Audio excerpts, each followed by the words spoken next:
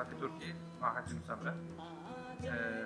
اليوم قمنا بتعريف طبخ تركي في الرباط في تمارا، بالتعاون مع مركز تكوين في مهن الفندقة والسياحة.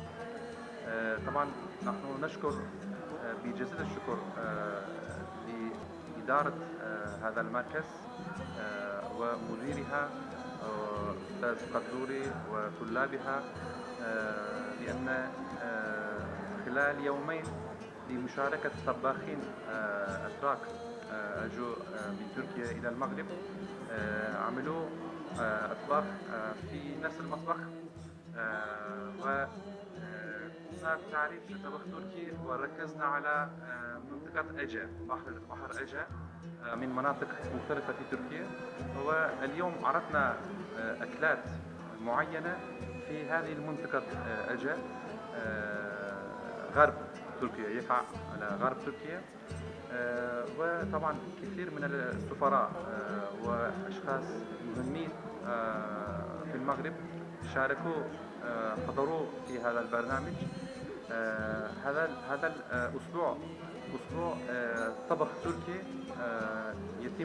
يقام بتنظيم هذه البرامج في كل البلدان بالعالم. يبدأ من 21 مايو وينتهي في 27 مايو.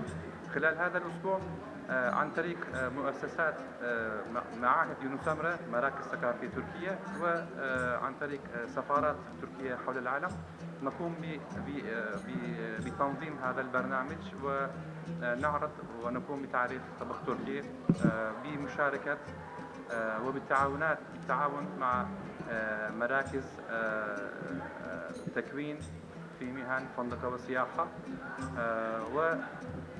وبشكل خاص نشكر على طلاب المركز، هم في نفس الوقت طبقوا مهنهم بصفة عامة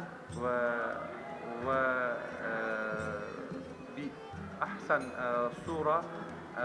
هنا مثلنا الصداقة التركية والمغربية في نفس المطبخ. يوجد مطاعم مغربية في تركيا ويوجد مطاعم تركية في المغرب. هذا التبادل يدل على تبادل ثقافي في طبخ مغربي وفي طبخ تركي.